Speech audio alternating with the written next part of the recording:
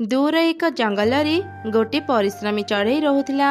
तार एक डालिंब गछ थिला। से तार डालिंब गछर खूब जत्न नेउथिला। प्रतिदिन से ता गछरु डालिंब तोली जंगल जंगल बुली बुली बिक्री करुथिला।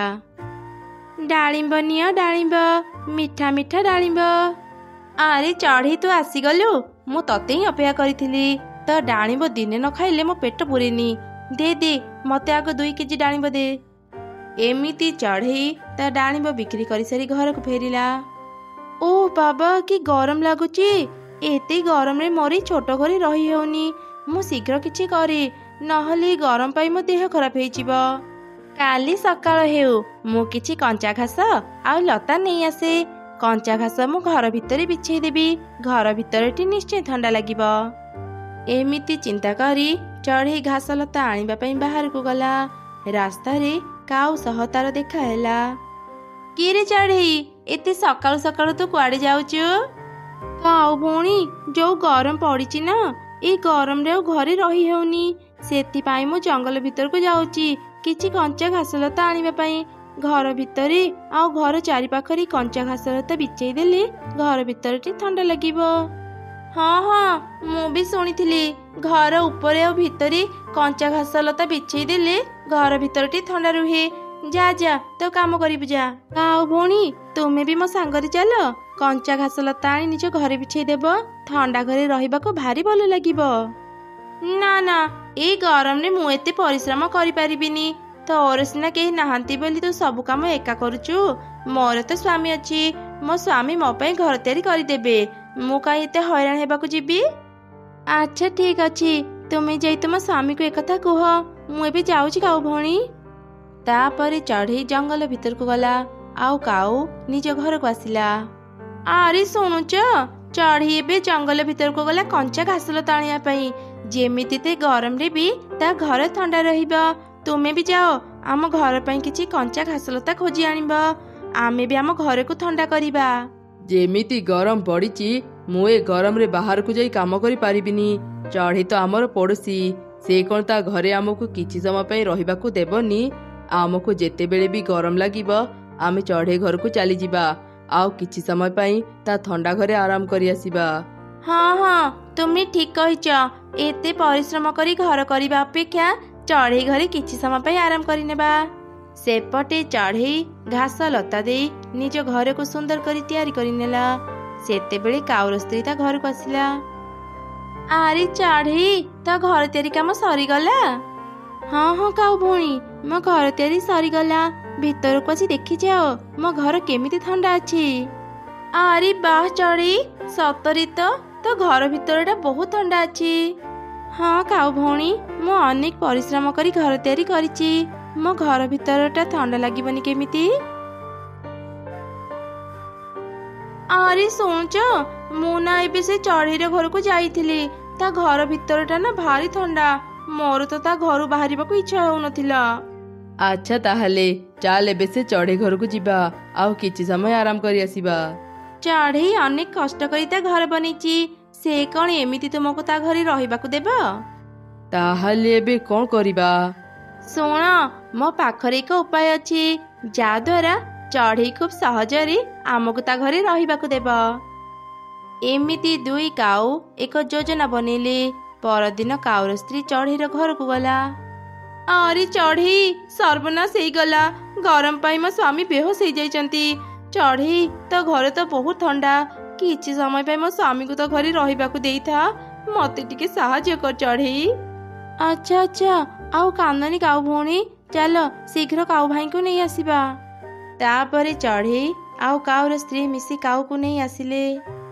काऊ भाई को होश आसवा जाए तुमे एठी आराम कर। तुमे तो देखुच काऊ भौणी मो घर बहुत छोट। एठी 3 जण रही परिबानी। काऊ भाई को होश आसला परी तुमे निज घर को चली जीव। हाँ हाँ चढ़ई मो स्वामी को होश आसला परी आमे तो घर चली जीवु। एमिति से राति बीती गला। सकाळ होला परे चढ़ई 2 काऊ को उठेला। काऊ भाई एबे तुम देह केमिति? मु एबे काम को जाइथांती। तुमे माने भी निज घर को जाओ। अरे चढ़ई एबे मते भल लागुची जे, हेले मु पूरा पूरी भल हेनी। मते आउ टिके सोइबाकू दे, मु भल ही जिबी। ତୁ କାମକୁ ଯା, ଆମେ ଶୋଇକି ଉଠିଲେ ତୋ ଘରୁ ଚାଲିଯିବୁ। ଆଚ୍ଛା ଠିକ ଅଛି, ମୁଁ ଏବେ ବାହାରକୁ ଯାଉଛି। ଏମିତି କହି ଚଢ଼େଇ ନିଜ ଡାଳିମ୍ବ ଝୋଳି ନେଇ ବଜାରକୁ ଗଲା। ଅନେକ ସମୟ ବିତିଗଲା, ତଥାପି କାଉମାନଙ୍କର ନିଦ ଭାଙ୍ଗିଲାନି। ହଠାତ୍ କାଉର ନିଦ ଭାଙ୍ଗିଗଲା। ସେ ଦେଖିଲା ସନ୍ଧ୍ୟା ହେଇଗଲାଣି। ଆରେ ଏଯାଏଁ ତ ନିଦ ଭାଙ୍ଗିନି, ସନ୍ଧ୍ୟା ହେଇଗଲାଣି। ଚଢ଼େଇ ଆସିବା ପୂର୍ବରୁ ଚାଲ ତା ଘରୁ ଚାଲିଯିବା। କଣ କହିଲ? ସନ୍ଧ୍ୟା ହେଇଗଲାଣି? ଚଢ଼େଇ ଘରେ ମୁଁ ସମୟ ଟିକେ ବି ଜାଣିପାରୁନି।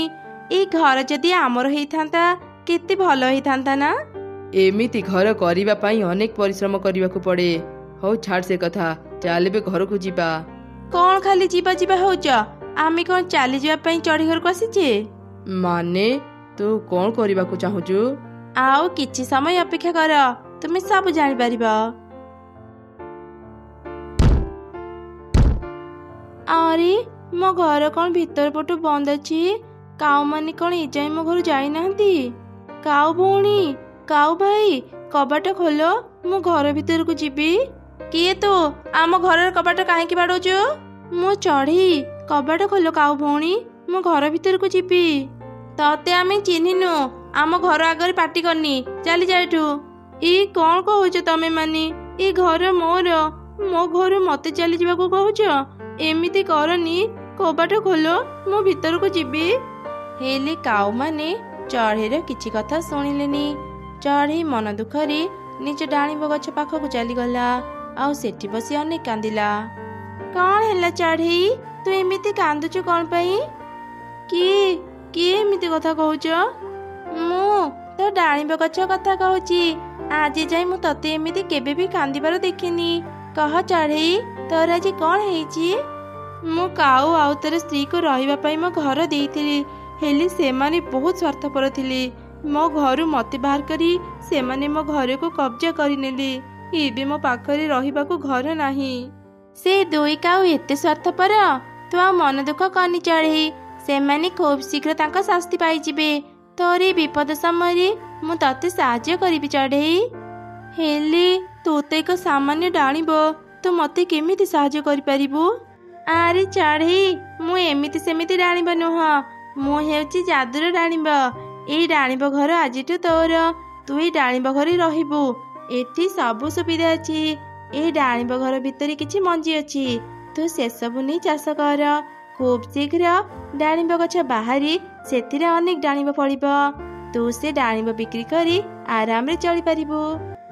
ଡାଳିମ୍ବର କଥା ଅନୁସାରେ ଚଢ଼େଇ ସେ ଡାଳିମ୍ବ ଘର ଭିତରକୁ ଗଲା, ଆଉ ସେ ଘରୁ ଡାଳିମ୍ବ ମଞ୍ଜି ଆଣି ଚାଷ କଲା। ଖୁବ୍ ଶୀଘ୍ର ହିଁ ଡାଳିମ୍ବ ଗଛ ବାହାରି ସେଥିରେ ଅନେକ ଡାଳିମ୍ବ ଫଳିଲା। ଚଢ଼େଇ ସେସବୁ ଧରି ବଜାରକୁ ଗଲା ଆଉ ବିକ୍ରି କଲା। ଏମିତି ତାର ସବୁଦିନ ଭଲରେ ବିତୁଥିଲା।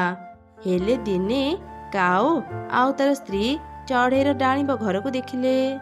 ଆରେ ମୁଁ ଯାହା ଦେଖୁଛି, କଣ ତୁମେ ବି ତା ଦେଖୁଛ? ହଁ, ମୁଁ ବି ସେଇଆ ଦେଖୁଛି। ଆଜି ଯାଏ ମୁଁ ଏତେ ବଡ଼ ଡାଳିମ୍ବ ଘର ଦେଖିନଥିଲି। ମୋର ଏଇ ଡାଳିମ୍ବ ଘର ଦରକାର, ଯେମିତି ବି ହଉ ମତେ ଏଇ ଡାଳିମ୍ବ ଘର ଦିଅ। ଆମେ ଥରେ ଚଢ଼େଇର ଘର ନେଇ ସାରିଛେ, ସେ ଆମକୁ ପୁଣି ଥରେ ତା ଘର କଣ ପାଇଁ ଦେବ? ଚଢ଼େଇଠୁ ତା ଘର ନେବା ପାଇଁ ମୋ ପାଖରେ ଏକ ଉପାୟ ଅଛି, ଆସ ମୋ ସାଙ୍ଗରେ। କିଏ ମୋ ଘର କବାଟ ବାଡ଼ଉଛ? ତମେ ଦୁଇ କାଉ ଏଠି? ମୋ ଘର ନେଇ କଣ ତମ ମାନଙ୍କୁ ଶାନ୍ତି ଲାଗିଲାନି? ପୁଣି ଥରେ ଚାଲି ଆସିଲ, ଚାଲିଯାଉ ଏଠୁ। ଓହୋ ଚଢ଼େଇ, ଏତେ ରାଗୁଛୁ କଣ ପାଇଁ ଯେ? ଆମେ ତତେ ଏକ ଖବର ଦେବାକୁ ଆସିଥିଲୁ। ପାରାର ଦେହ ବହୁତ ଖରାପ, ସେ ବଞ୍ଚିବ କି ନାହିଁ ଜଣା ନାହିଁ। ସେ ତତେ ଦେଖିବାକୁ ଚାହୁଁଛି ବୋଲି ଆମକୁ କହିଲା, ସେଥିପାଇଁ ଆମେ ତତେ ଆସି ଖବର ଦଉଛୁ। ଏଇ କଣ କହୁଛ ତମେ ମାନେ? ପାରାର ଦେହ ଖରାପ? ମୁଁ ଏବେ ତା ପାଖକୁ ଯିବି। ବୋକା ଚଢ଼େଇ ଆମ କଥାରେ ଫସିଗଲା। ଚାଲ ଏବେ ଡାଳିମ୍ବ ଘର ଭିତରକୁ ଯିବା। ପାରା, ତୁ ଠିକ ଅଛୁ ତ? ମୁଁ ଶୁଣିଲି ତ ଦେହ ଖରାପ। ହଁ ଚଢ଼େଇ, ମୁଁ ଏକଦମ ଠିକ ଅଛି। ତତେ ମିଛ କଥା ଗୁଡା କିଏ କହିଲା? କାଉ ମାନେ ମତେ ପୁଣି ଥରେ ମିଛ କଥା କହିଲେ। ନିଶ୍ଚୟ ସେମାନେ ମୋର କ୍ଷତି କରିବାକୁ ଚାହୁଁଛନ୍ତି। ପାରା ଭଉଣୀ, ମୁଁ ଏବେ ଘରକୁ ଯାଏ, ମୁଁ ପରେ ତମକୁ ସବୁ କଥା ବୁଝେଇଦେବି। ତମେ ଦୁଇ କାଉ ଏତେ ଖରାପ, ପୁଣି ଥରେ ମୋ ଘରକୁ କବ୍ଜା କରିନେଲ। ବାହାରି ଯାଅ ମୋ ଘରୁ। ନା, ଆଜିଠୁ ଏଇ ଘର ଆମର, ତୁ ଏଠୁ ଚାଲିଯା। ମୁଁ ମୋ ଘର ଛାଡି କୁଆଡେ ବି ଯିବିନି, ବାହାର ମୋ ଘରୁ। ଏ ସବୁ ଘଟଣା ଡାଳିମ୍ବ ବି ଦେଖୁଥିଲା। ସେ ଆଉ ସହି ନପାରି ତା ଶକ୍ତି ଦ୍ୱାରା ବିଷାକ୍ତ ଧୂଆଁ ଡାଳିମ୍ବ ଘର ଭିତରେ ବାହାର କଲା। ସେଇ ବିଷାକ୍ତ ଧୂଆଁ ଯୋଗୁଁ 2 କାଉ ମରିଗଲେ। ଚଢ଼େଇ ନିଜ ଘରକୁ ଫେରି ପାଇ ଖୁବ୍ ଖୁସି ହେଇଗଲା ଆଉ ଶାନ୍ତିରେ ନିଜ ଜୀବନ ବିତେଇଲା। ଦିନେ ଗୋଟିଏ ଚଢ଼େଇ ପରି ଏକ ଜଙ୍ଗଲକୁ ଆସିଲା। ସେ ସବୁ ଚଢ଼େଇ ମାନଙ୍କୁ ଏକାଠି କରି କହିଲା, ଶୁଣ ଜଙ୍ଗଲବାସୀ, ଗରମ ଯୋଗୁଁ ଏ ବର୍ଷ ତୁମ ଜଙ୍ଗଲରେ ଅନେକ ଗଛପତ୍ର ଶୁଖି ଯାଇଛି। ତମେ ସବୁ ଚଢ଼େଇ ବହୁତ କଷ୍ଟରେ ଅଛ। ତମମାନଙ୍କ କଷ୍ଟ ଦେଖି ପରିମା ତମମାନଙ୍କୁ ସାହାଯ୍ୟ କରିବା ପାଇଁ ମୋତେ ଏଠାକୁ ପଠେଇଛନ୍ତି। ସତରେ ପରି ତୁମେ ଆମକୁ ସାହାଯ୍ୟ କରିବ? ଅନେକ ଦିନରୁ ବର୍ଷା ନ ହେବାରୁ ଆମ ଜଙ୍ଗଲର ସବୁ ଗଛଲତା ଶୁଖି ଯାଇଛି। କୌଣସି ଜାଗାରେ ବି ଖାଇବା ମିଳୁନି। ଏବେ ତମେମାନେ ଆଉ ଚିନ୍ତା କରନି। ମୁଁ ତମମାନଙ୍କୁ 2ଟି ଫଳ ଘର ଦେବି। ସେ 2 ଫଳ ଘର ତମମାନଙ୍କୁ ସାହାଯ୍ୟ କରିବେ। ଏମିତି କହି ପରି ତା ଯାଦୁ ଶକ୍ତିରେ 2ଟି ଫଳ ଘର ବାହାର କଲା। ଗୋଟେ ଥିଲା ଆମ୍ବ ଘର ଆଉ ଗୋଟେ ଥିଲା ଷ୍ଟ୍ରବେରୀ ଘର। ଏ ଆମ୍ବ ଘରେ ଅନେକ ଅନେକ ଟଙ୍କା ପଇସା ଅଛି ଆଉ ଏ ଷ୍ଟ୍ରବେରୀ ଘରେ ଅନେକ ଖାଇବା ଅଛି ଯାହା କେବେ ବି ସରିବନି। ଯେତେବେଳେ ବି ତମମାନଙ୍କର କିଛି ଦରକାର ହେବ ତମେମାନେ ଏ 2 ଘରୁ ସେସବୁ ନେଇପାରିବ। ଏମିତି କହି ପରି ସେଠାରୁ ଚାଲିଗଲା। ଆମ୍ବ ଘର ଆଉ ଷ୍ଟ୍ରବେରୀ ଘର ଦେଖି ଜଙ୍ଗଲର ସବୁ ଚଢ଼େଇ ଖୁବ୍ ଖୁସି ଥିଲେ। ଏମିତି ଦିନେ ପରି କହିଥିଲେ, ଯେବେ ବି ଟଙ୍କା ଦରକାର ହେବ ଏ ଆମ୍ବ ଘର ନେବା ପାଇଁ। ଆଜି ମୋ ଝିଅର ଦେହ ଭୀଷଣ ଖରାପ, ତା ଔଷଧ କିଣିବା ପାଇଁ ମୋତେ ଟଙ୍କା ଦରକାର। ଆଜି ମୁଁ ଏ ଆମ୍ବ ଘରକୁ ଯାଏ। ଆମ୍ବ ଘର, ଦୟାକରି ଟିକେ କବାଟ ଖୋଲ। ମୋତେ କିଛି ଟଙ୍କା ଦରକାର। ମୋ ଝିଅର ଦେହ ଏବେ ଭୀଷଣ ଖରାପ। ଔଷଧ କିଣିବା ପାଇଁ ଏବେ ମୋ ପାଖରେ ଟଙ୍କା ନାହିଁ। ମୋତେ କିଛି ଟଙ୍କା ଦିଅ। ଆମ୍ବ ଘର, ଏ ଆମ୍ବ ଘର, ଏ ଚଢ଼େଇ ସାହାଯ୍ୟ ପାଇଁ ତ ପାଖକୁ ଆସିଛି। ତୁ ତାକୁ ତ ଘରେ ପଶିବାକୁ କାହିଁକି ଦେଉନୁ? ଭୁଲିଗଲୁ ପରିମା ଆମକୁ କ'ଣ କହିଥିଲେ? ସବୁ ସମୟରେ ଚଢ଼େଇମାନଙ୍କୁ ସାହାଯ୍ୟ କରିବା ପାଇଁ।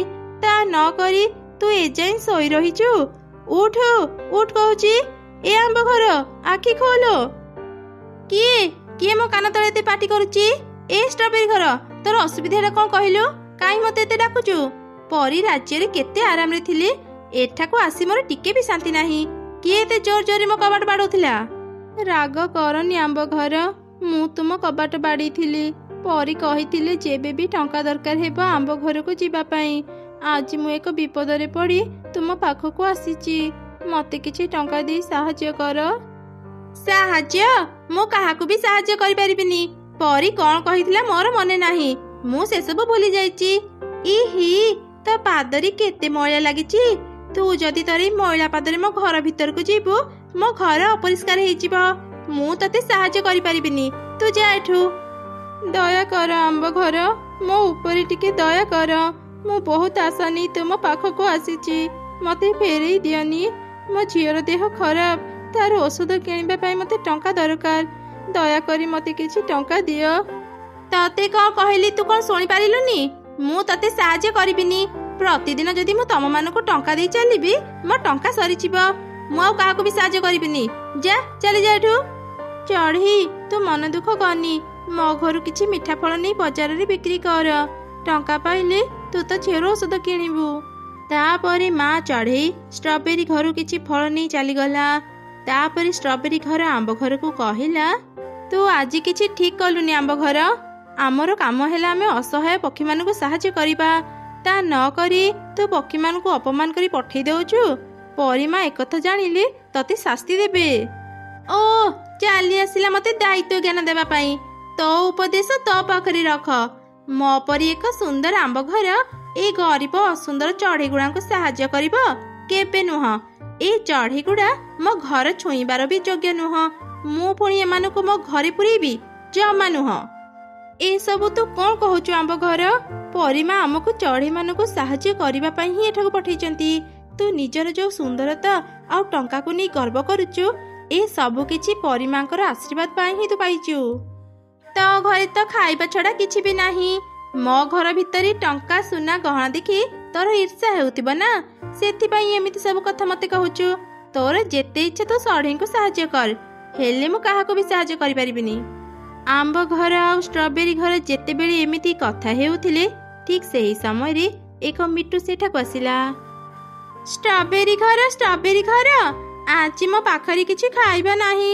ତୁମ ଘରର କବାଟ ଟିକେ ଖୋଲ ନା, ମୁଁ କିଛି ଖାଇବା ନେବି। ହଁ, ଏଥିରେ ଅନୁମତି ନେବାର କ'ଣ ଅଛି? ମୁଁ ସବୁବେଳେ ତମମାନଙ୍କ ପାଇଁ ମୋ କବାଟ ଖୋଲା ରଖିଥାଏ। ଯାଅ, ତମର ଯେତେ ଇଚ୍ଛା ସେତେ ଖାଇବା ନେଇଯାଅ। ତାପରେ ମିଟୁ ଷ୍ଟ୍ରବେରୀ ଘରୁ ଅନେକ ଖାଇବା ଧରି ସେଠାରୁ ଚାଲିଗଲା। ଏସବୁ ଦେଖି ଆମ୍ବ ଘର ଷ୍ଟ୍ରବେରୀ ଘରକୁ କହିଲା, ତୁ କେତେ ବୋକା ଷ୍ଟ୍ରବେରୀ ଘର, ନିଜ ଘରେ ଜମା ଥିବା ସବୁ ଖାଇବା ଏଇ ଚଢ଼େଇ ଗୁଡାଙ୍କୁ ଦେଇ ଦେଉଛୁ। କେବେ ଯଦି ତୋ ଘରର ଖାଇବା ସରିଯାଏ, ଏଇ ଚଢ଼େଇ ଗୁଡା ଆଉ ତ ପାଖକୁ ଆସିବେନି।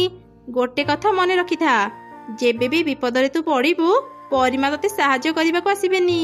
ଛି ଆମ୍ବ ଘର, ତୁ କେତେ ଅହଙ୍କାରୀ। ମୁଁ ତୋ ଭଳି ନୁହଁ, ବୁଝିଲୁ। ମୁଁ ଚଢ଼େଇମାନଙ୍କୁ ସାହାଯ୍ୟ କରେ। ମୋ ବିପଦ ସମୟରେ ସେମାନେ ନିଶ୍ଚୟ ମତେ ସାହାଯ୍ୟ କରିବେ। କ'ଣ ହେଲା, ତୁ ମତେ ଅହଙ୍କାରୀ କହିଲୁ? ମୋର ଯଦି ହାତ ଥାନ୍ତା ନା, ମୁଁ ଏବେ ପିଟି ପିଟି ତତେ 2 ଖଣ୍ଡ କରିଦିଅନ୍ତି। ହଁ, ମୁଁ ଅହଙ୍କାରୀ, କାହିଁକି ନା ମୋ ଘରେ ଅନେକ ସୁନା ଗହଣା ଅଛି। ତୋ ଘରେ ଏମିତି କ'ଣ ଅଛି ଯେ ତୁ ଅହଙ୍କାର କରିବୁ? ତୁ ସେ ଗରିବ ଚଢ଼େଇ ଗୁଡାଙ୍କର ସାଙ୍ଗ ହେବା ହିଁ ଯୋଗ୍ୟ। ଆମ୍ବ ଘର, ତୁ ବହୁତ ଖରାପ। ମୁଁ ଆଉ ଦିନେ ବି ତୋ ସହ କଥା ହେବିନି। ନା ହେ, ମୁଁ କ'ଣ ଉପରେ ପଡ଼ି ତୋ ସହ କଥା ହୁଏ? ତୁ ଉପରେ ପଡ଼ି ମୋ ସହ କଥା ହେଉ। ମୁଁ ଯଦି ପାରନ୍ତି ତତେ କେବେଠୁ ମୋ ପାଖରୁ ହଟେଇ ସାରନ୍ତିଣି। ଆମ୍ବ ଘରର କଥା ଶୁଣି ଷ୍ଟ୍ରବେରୀ ଘରର ମନ ଦୁଃଖ ହେଇଗଲା। ସେ ଆଉ ଦିନେ ବି ଆମ୍ବ ଘର ସହ କଥା ହେଲା ନାହିଁ। ଚଢ଼େଇମାନେ ଯେବେ ବି ଆମ୍ବ ଘରକୁ ସାହାଯ୍ୟ ମାଗନ୍ତି, ସେ ସେମାନଙ୍କୁ ସାହାଯ୍ୟ କରେ ନାହିଁ, ଓଲଟା ତାଙ୍କୁ ଅପମାନ ଦିଏ। ସବୁ ଚଢ଼େଇ ଷ୍ଟ୍ରବେରୀ ଘର ପାଖକୁ ହିଁ ଯାଆନ୍ତି। ଷ୍ଟ୍ରବେରୀ ଘର ସମସ୍ତଙ୍କୁ ସାହାଯ୍ୟ କରେ। ଏମିତି କିଛି ଦିନ ବିତିଗଲା। ଦିନେ ହଠାତ୍ ଜଙ୍ଗଲରେ ନିଆଁ ଲାଗିଗଲା। ସେଇ ନିଆଁ ଧୀରେ ଧୀରେ ଷ୍ଟ୍ରବେରୀ ଘର ଆଉ ଆମ୍ବ ଘର ପାଖକୁ ଯାଉଥିଲା। ବଞ୍ଚାଅ, ଚଢ଼େଇମାନେ ମତେ ବଞ୍ଚାଅ। ଏ ନିଆଁ ମୋ ଘର ପାଖକୁ ଆସିଲାଣି, ମୁଁ ପୋଡ଼ିଯିବି, ମତେ ବଞ୍ଚାଅ। ଏତେ ସୁନ୍ଦର ଘରେ ମୋର ନିଆଁ ଲାଗିଗଲାଣି। ଆରେ, କିଏ କୋଉଠି ଅଛ? ମତେ ବଞ୍ଚାଅ। ସେ 2 ଘରର ଚିତ୍କାର ଶୁଣି ସବୁ ଚଢ଼େଇ ତାଙ୍କ ପାଖକୁ ଆସିଲେ। ଏ କ'ଣ, ଷ୍ଟ୍ରବେରୀ ଘରର ଆଖପାଖରେ ନିଆଁ ଲାଗି ଯାଇଛି। ତାର କିଛି କ୍ଷତି ହେବା ପୂର୍ବରୁ ଆମେ ତାକୁ ଏଠୁ ନେଇଯିବା। ମିଟୁ, ଯା ଶୀଘ୍ର ଗୋଟେ ଠେଲା ଗାଡ଼ି ନେଇଆ। ମିଟୁ ତୁରନ୍ତ ଯାଇ ଗୋଟେ ଠେଲା ଗାଡ଼ି ଖୋଜି ନେଇ ଆସିଲା। ଓହୋ, ବହୁତ କଷ୍ଟ କରି ଗୋଟେ ଠେଲା ଗାଡ଼ି ପାଇଲି। ଚାଲ ସମସ୍ତେ ମିଶି ଏ ଷ୍ଟ୍ରବେରୀ ଘରକୁ ଠେଲା ଉପରେ ରଖି ନିରାପଦ ଜାଗାକୁ ନେଇଯିବା। ଏ କ'ଣ, ମତେ ବି ତୁମ ସାଙ୍ଗରେ ନେଇଯାଅ, ନହେଲେ ମୁଁ ଏ ନିଆଁରେ ପୋଡ଼ି ମରିଯିବି। ମତେ ବି ବଞ୍ଚାଅ। ତୁ ଏ ନିଆଁରେ ପୋଡ଼ି ମର। ତୁ ଆମକୁ ଅନେକ ଅପମାନ ଦେଇଛୁ। ଆମ ବିପଦ ସମୟରେ ଆମକୁ ସାହାଯ୍ୟ କରିନୁ। ଆମେ ସେସବୁ ଭୁଲି ଯାଇନୁ। ତୋ ଭଳି ଏକ ଅହଙ୍କାରୀ ଘର ଏ ନିଆଁରେ ପୋଡ଼ିଯିବା ହିଁ ଭଲ। ଏମିତି କହି ସବୁ ଚଢ଼େଇ ଷ୍ଟ୍ରବେରୀ ଘରକୁ ନିଆଁରୁ ରକ୍ଷା କରି ସେ ଠେଲା ଗାଡ଼ିରେ ଧରି ଏକ ସୁରକ୍ଷିତ ଜାଗାକୁ ନେଇଗଲେ। ସେପଟେ ଆମ୍ବ ଘର ସେ ନିଆଁରେ ପୋଡ଼ି ପାଉଁଶ ହେଇଗଲା। ତା ସହ ତାର ଅହଙ୍କାର ବି ସେ ନିଆଁରେ ଜଳିଗଲା। ଷ୍ଟ୍ରବେରୀ ଘର ପ୍ରତିଦିନ ଚଢ଼େଇମାନଙ୍କୁ ସାହାଯ୍ୟ କରୁଥିଲା।